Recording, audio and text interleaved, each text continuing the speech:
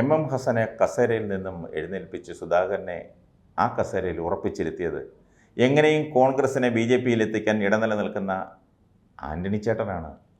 KPCC അധ്യക്ഷനായി സുധാകരൻ വീണ്ടും ചുമതല ഏൽക്കാനുള്ള സാഹചര്യം ഒരുക്കിയത് പ്രവർത്തക സമിതി അംഗവും മുതിർന്ന നേതാവുമായ അറക്കപ്പറമ്പിൽ കുര്യൻ ആന്റണി ചേട്ടൻ തന്നെയാണ്.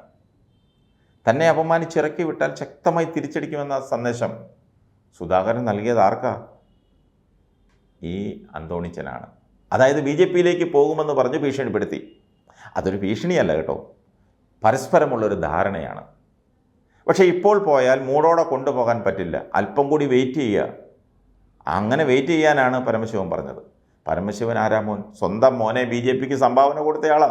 പിന്നെ സുധാകരൻ കണ്ണൂർ സീറ്റിൽ ജയിച്ചാൽ MP സ്ഥാനം രാജിവെക്കുമെന്ന ഭീഷണി മുഴക്കി. കടുത്ത അനീതിയാണ് തന്നോട് കാട്ടുന്നതെന്നാണ് സുധാകരൻ പറഞ്ഞത്. കോൺഗ്രസ് അധ്യക്ഷൻ മല്ലികാർജ്ജുൻ ഖാർഗെയോട് ഈ വിഷയം പറഞ്ഞത് പരമശിവൻ അന്തോണിച്ചേട്ടനാണ്. അങ്ങനെയാണ് ഹസനെ വലിച്ച് താഴെയിട്ടിട്ട് സുധാകരൻ അവിടെ പിടിച്ചിരുന്നോളാൻ ഹൈക്കമാൻഡ് കൽപ്പിച്ചത്. സ്ഥാനമേൽക്കുന്നതിന് മുൻപ് സുധാകരൻ പരമശിവത്തെ വീട്ടിൽ ചെന്ന് കണ്ടിരുന്നു. അതേസമയം ചടങ്ങിൽ നിന്ന് വിട്ട് നിന്ന ഹസൻ കടുത്ത അതൃപ്തിയിലാണ്. നിലവിൽ UDF കൺവീനറായ ഹസൻ്റെ അടുത്ത നീക്കം നിർണായകമാണ്.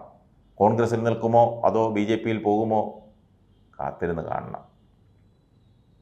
കണ്ണൂർ ലോക്സഭാ മണ്ഡലത്തിൽ സ്ഥാനാർത്ഥിയായി നിശ്ചയിച്ചതിനെ തുടർന്നാണ് പ്രസിഡന്റിൻ്റെ ചുമതല M ഹസന് നൽകിയത്. തെരഞ്ഞെടുപ്പ് കഴിഞ്ഞ് ചുമതല തിരികെ ഏറ്റെടുക്കാനെത്തിയപ്പോഴാണ് തെരഞ്ഞെടുപ്പ് ഫലം വന്ന ശേഷം മാത്രം ചുമതല ഏറ്റാൽ മതിയെന്ന് ഹൈക്കമാൻഡ് നിർദ്ദേശിച്ചത്. ഹൈക്കമാൻഡ് നിർദ്ദേശത്തിൽ പൊട്ടിത്തെറിച്ച സുധാകരൻ ഭീഷണി മുഴക്കി. തെരഞ്ഞെടുപ്പിന് ശേഷം KPCCയിൽ പുനഃസംഘടന നടന്നേക്കും. അങ്ങനെ പുനഃസംഘടനയിലൂടെ മാറ്റുന്നതിനെ സുധാകരനും എതിർക്കുന്നില്ല. എന്നാൽ അപമാനിക്കും വിധമുള്ള നടപടി അംഗീകരിക്കാനില്ല എന്നായിരുന്നു സുധാകരൻ്റെ പക്ഷം.